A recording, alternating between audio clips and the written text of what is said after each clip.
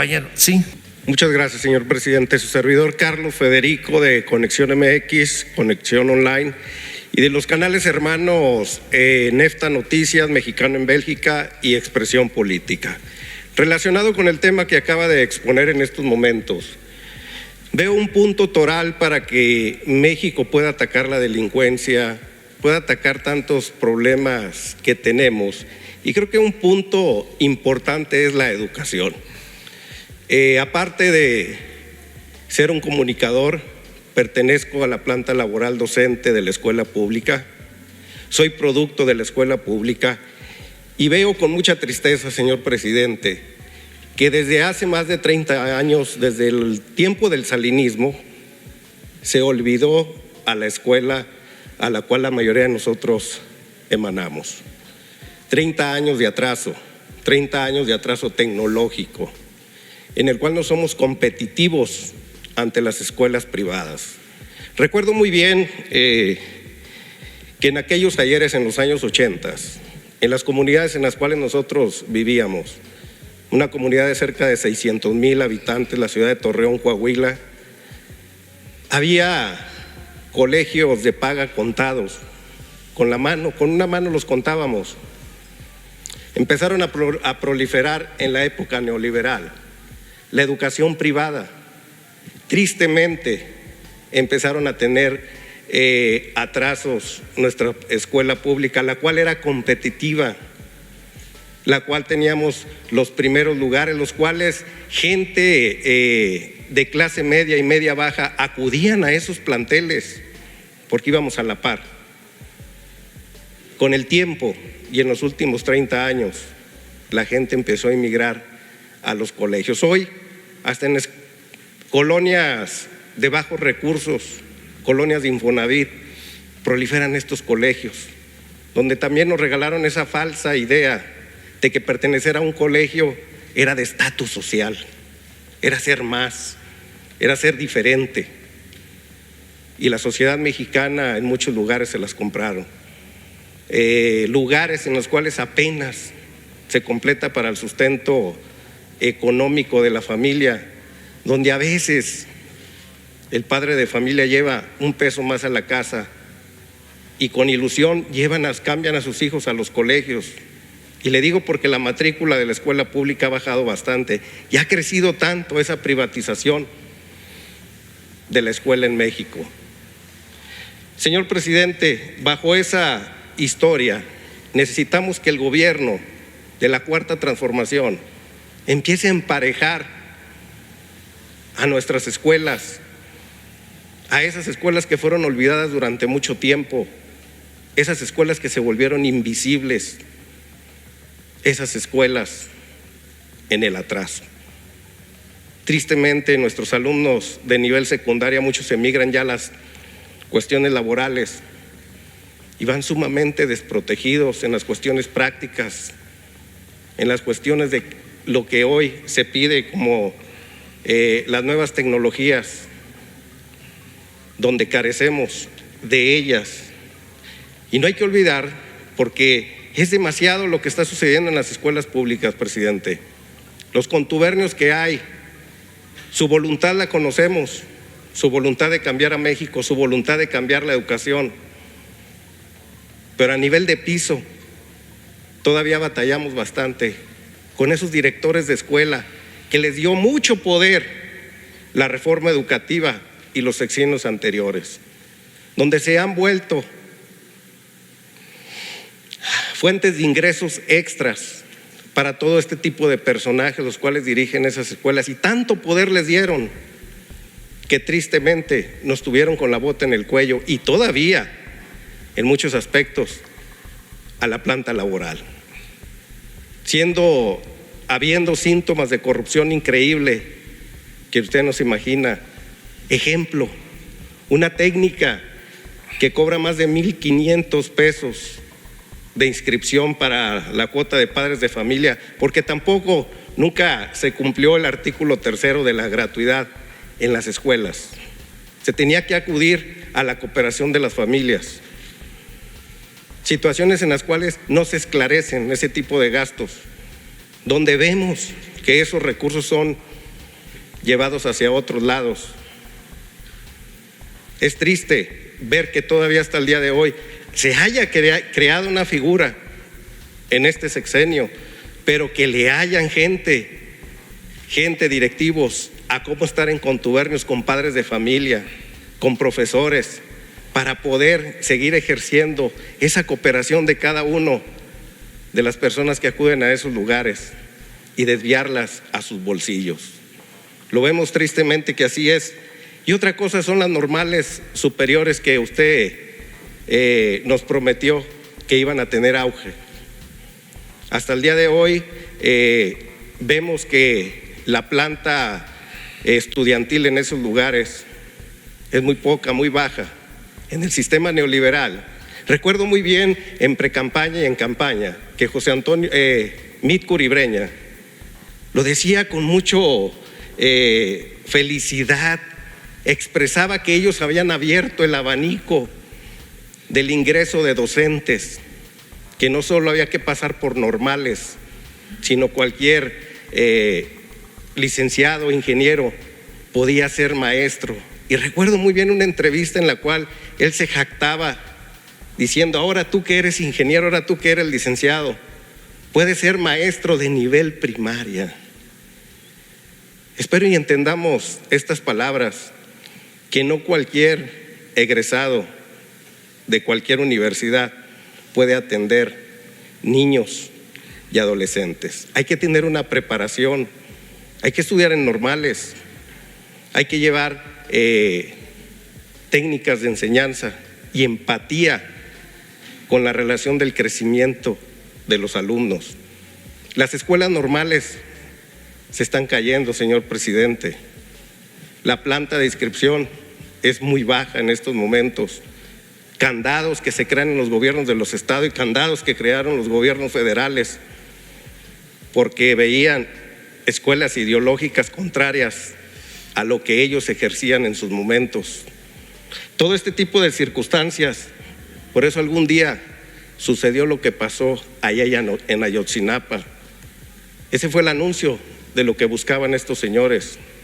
Pero este es el anuncio también, señor presidente, que necesitamos ese cambio ahora en este sexenio. La pregunta es: ¿qué proyecto y qué plan hay para el rescate de las escuelas normales, tanto públicas, tanto de asociaciones civiles y tanto privadas? ¿Y cuándo llegará esa revolución educativa a los planteles públicos de México? ¿Y cuándo llegará esa remuneración necesaria que en los países de primer mundo hemos visto que el profesor tiende a ser tratado de una manera muy honrosa? Pues mire, es muy buena tu pregunta, es de fondo y me permite decir que nosotros vamos a continuar con el proceso de transformación y que, como todos sabemos, es fundamental la educación para el desarrollo, para el bienestar. ¿Qué estamos haciendo? No es qué vamos a hacer. ¿Qué estamos haciendo aún con la pandemia? Llevamos un año padeciendo de la pandemia. Primero, se le está dando un trato digno a los maestros, que no tiene que ver nada más con lo salarial o con lo material.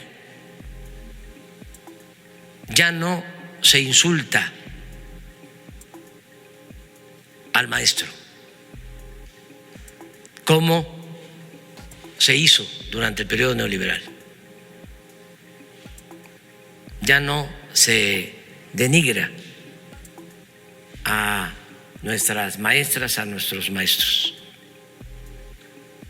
porque en el plan de privatizar la educación en el modelo anterior, se tenía que descalificar la educación pública. Y esto incluía descalificar a los maestros, culparlos del atraso educativo del país.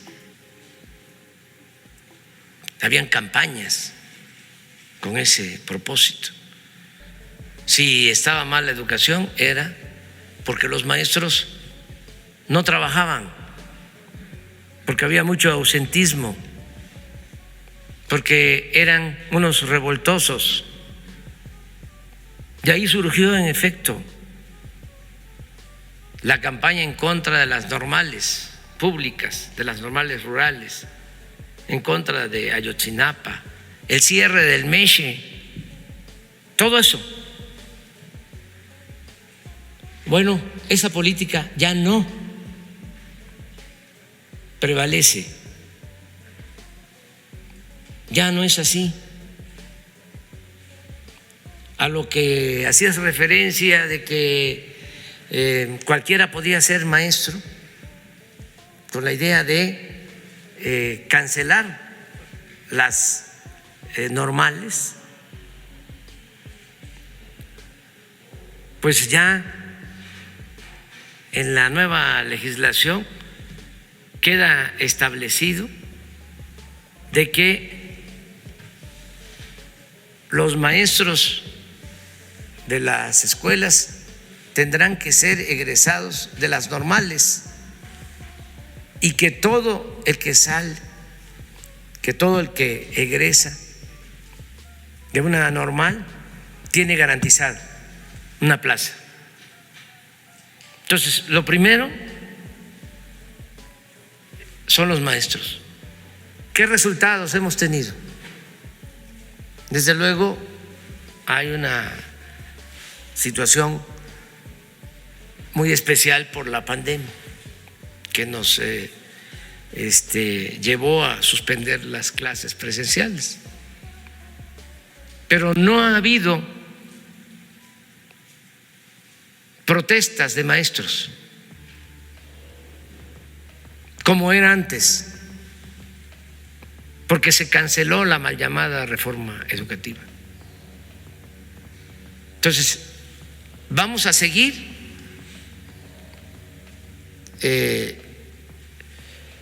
apoyando a los maestros. Esa es una política, el apoyo al sector magisterial. No se puede mejorar la calidad de la enseñanza sin el maestro. Una de las cosas absurdas de la mal llamada reforma educativa era que querían imponer una política educativa sin los maestros. ¿Cómo mejorar la enseñanza sin el maestro, sin la maestra? Si son los que están en el aula, son los que transmiten el conocimiento. Porque la verdad no era mejorar la calidad de la enseñanza lo que buscaban los neoliberales. Su propósito era poner la educación al mercado, privatizarla, convertir la educación en una mercancía que solo pudiesen adquirirla quienes tuvieran para pagar colegiatura, para pagar una escuela privada. Y en efecto crecieron mucho las escuelas privadas, creció la matrícula de las escuelas privadas y se estancó y se redujo la educación pública. Yo nunca he estado en contra de la educación privada. El que tiene para pagar una escuela privada lo puede hacer, está en su derecho. Pero el gobierno está obligado a garantizar la educación pública gratuita, de calidad, en todos los niveles escolares. Y eso es lo que prevalece ahora. O sea, educación pública, gratuita, de calidad. 1. Y vamos a seguir con eso. 2, la escuela. Se tenía en el abandono las instalaciones educativas y inventaban que los pizarrones electrónicos, que los sistemas de cómputo para las escuelas, todo para robar, fraudes fraguados desde lo más alto de la administración pública. A ver, ¿dónde están los pizarrones electrónicos? ¿Dónde están las computadoras, los sistemas de internet que instalaban en las escuelas? No hay nada. ¿Y qué se va a hacer? A ver, voy por parte, porque esto es muy importante. Ahora se está entregando el presupuesto del mantenimiento de las escuelas de manera directa a los padres de familia, a las sociedades de padres de familia.